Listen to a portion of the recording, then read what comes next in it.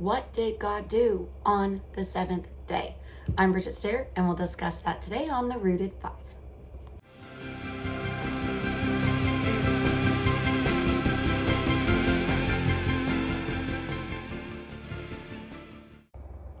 Welcome to week 2 of the Rooted 5. I'm Bridget Stair, and this is our school series. Last week we read through Genesis 1. This week we're going to read through Genesis 2. Today is only 4 verses, Genesis 2 verses 1 through 4. But our memory verse for this week is from Genesis 2 verse 15. The Lord God placed the man in the Garden of Eden to tend and watch over it.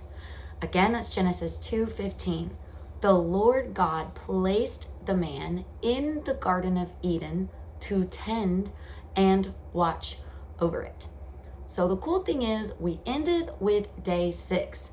But is that how many days we have in the week? So let's start with verse 1 of chapter 2.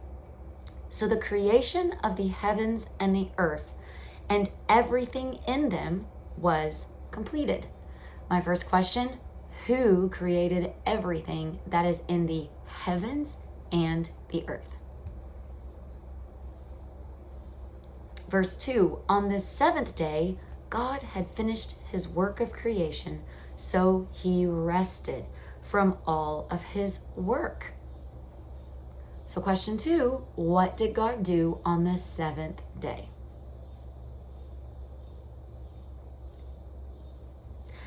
Verse 3, and God blessed the seventh day and declared it holy, because it was the day when he rested from all his work of creation.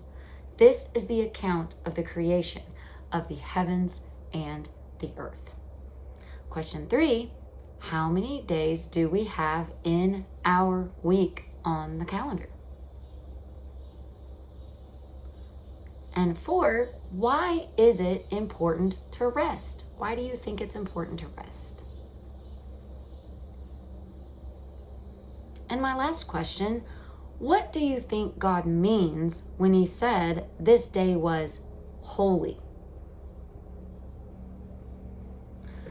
So the cool thing is, as a kid, you kind of gloss over this verse, or you might just think Sunday, right, as your day of rest.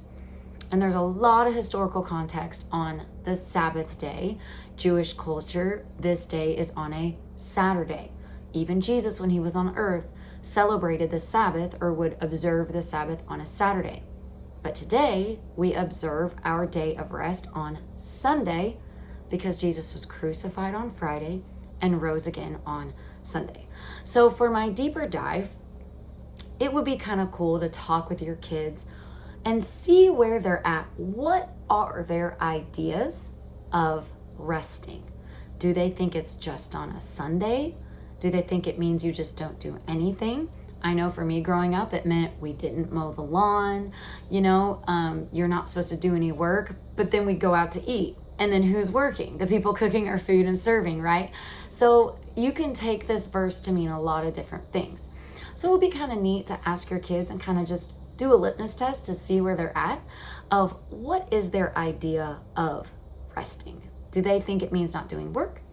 Is it more of like, hey, this is when we're gonna reconnect as a family, right? We're gonna stop with all of our daily grind activities and maybe do more fun activities as a family. Maybe that's a day we have a picnic. Maybe it's a day parents put their phones away. And I think we would be surprised at how much our kids absolutely crave that uninterrupted time. And so for me, Sabbath is something that I've had to really, sometimes I get convicted of how much I spend on, even if it's a restful weekend, I'm still working or planning or thinking of what's going to be coming up next or on my phone or checking emails. And maybe the Sabbath for your family is on a Saturday, you're unplugging and you're spending time together. So it'd be kind of cool to do as a deeper dive as a family to really sit and think, how do we want to rest? Because it's important. God rested. Obviously, God would not model something for us if he did not think that it was important, and he would not have declared it holy. So this is kind of a cool time to maybe think more about your kids and what their ideas are about resting and the Sabbath. Hope you enjoyed day 1. I'll see you for day 2 tomorrow.